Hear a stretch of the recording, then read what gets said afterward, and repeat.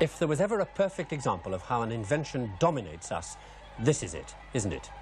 It's altered everything, from the way we organize work, to the way we scurry around, to the way we let complete strangers into our ear when we'd never let them into our house.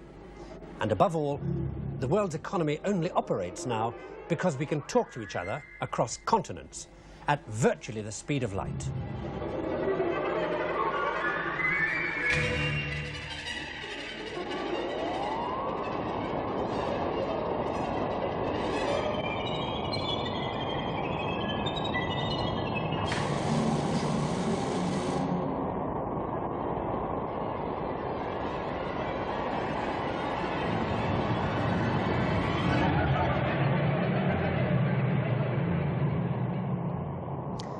Without long-distance communication, the modern world would not function as it does. That's obvious.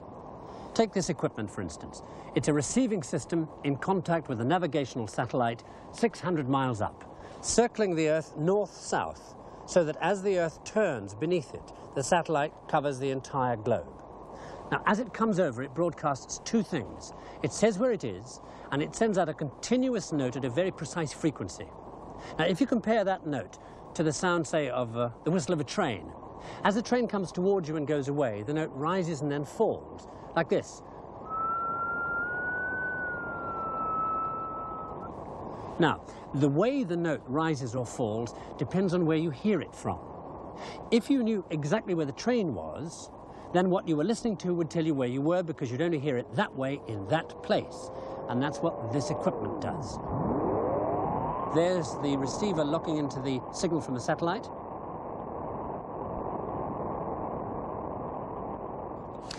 Now the computer is working out the one location on Earth where a satellite at that particular point in space would give it the noise it's hearing.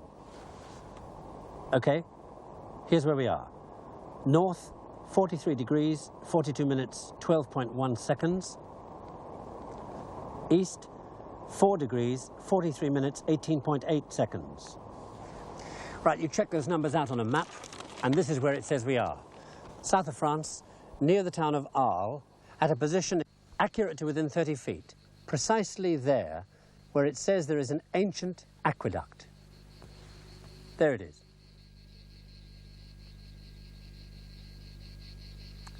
Telecommunications can pinpoint somebody, like that did.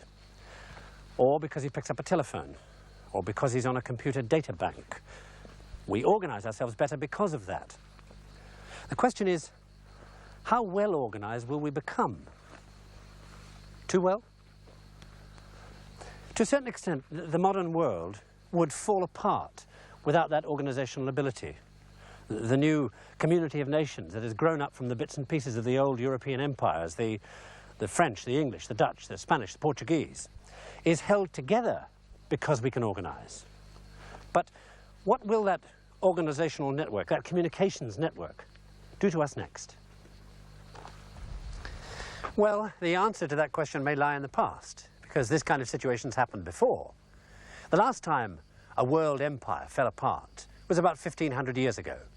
Then the empire was Roman.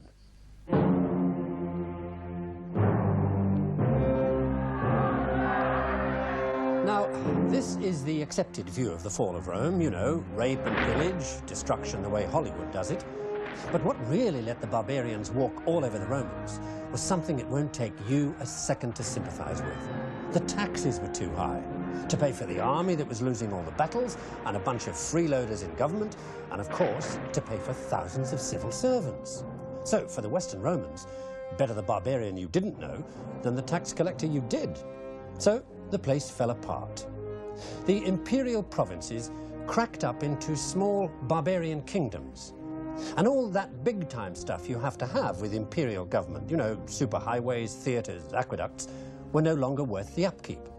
That's why we're here, outside Arles. This aqueduct fed the biggest industrial complex in Europe with water to run the wheels of the great grain mills at Barbegal. 28 tons of flour a day, a technological marvel perhaps to be lost forever in the chaos. All through this period, the so-called Dark Ages, the one organization that still functioned internationally, still traveled the Roman roads when nobody else would, handling the king's local and foreign affairs because its members could still read and write, was the church. It had a fully operational network of communications from bishop to bishop throughout Europe. And that's what held things together. The church then was like our telecommunications now. And so the knowledge that the monks had accumulated gradually spread. Knowledge like how Barbagal had worked, with the great water wheel and the gearing system that made it so efficient. And in the end, by the Middle Ages, look what they did with that wheel. Here's the wheel being operated by water, and here's the gearing system turning the horizontal movement vertical, then horizontal again, and then vertical again in order to operate the millstones. Here's another system operating a trip hammer for bashing things like mineral ore or cloth or leather, soften it up. Here's a system that operates a similar trip hammer device, but it's to work a suction pump for a water supply. Same system again, operating two levers, pressing on bellows for a blast furnace. And finally over here, a crank that turns a circular movement into back and forward movement for a sawmill. Beautiful system. So, put yourself in their position. The wars are all over. There's loads of productive land everywhere. You've got water coming out of your ears and an amazing machine to use to harness the power. What would you do? Yes, you'd have yourself a medieval industrial revolution.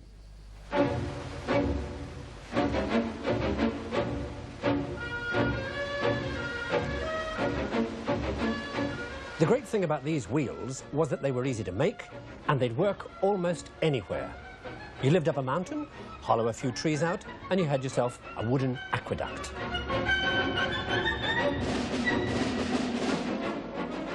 Horizontal wheels didn't need gears because they spun millstones directly above.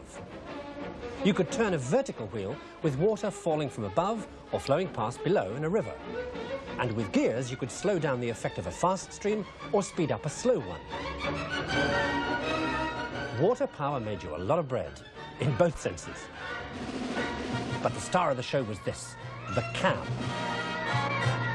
With a cam, you can trip hammers to pound things with, harder and faster than any human being. And build yourself mills to work. Timber, oil, grain, leather, cloth, iron, beer, wire, sugar, coin, you name it.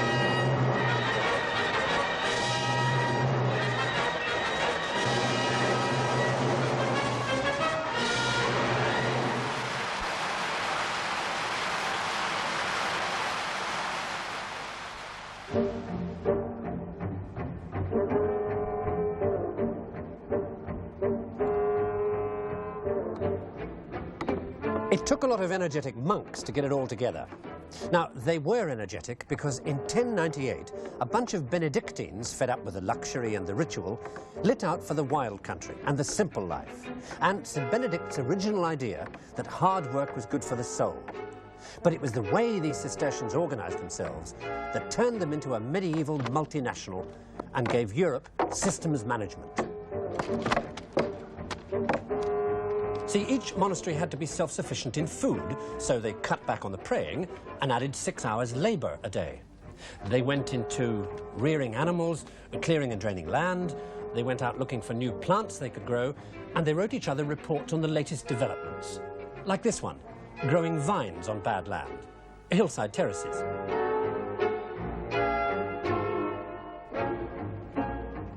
They used all the technology available, wine presses, water mills, iron foundries. A Cistercian abbey was like a corporation, with the special advantage that at the end of a hard day's business, they served the house wine in the company canteen.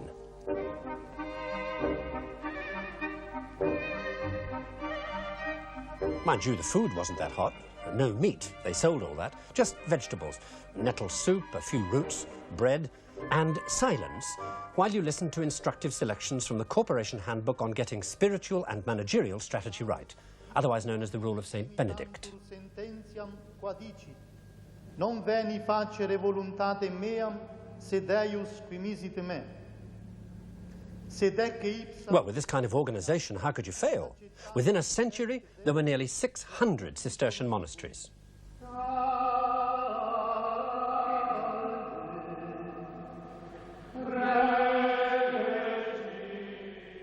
These monks did everything with fanatical discipline. Nothing got in the way. No fancy architecture or ritual or color to distract from the corporate image of efficiency. And as their lands and their management techniques developed, the news spread to the world outside.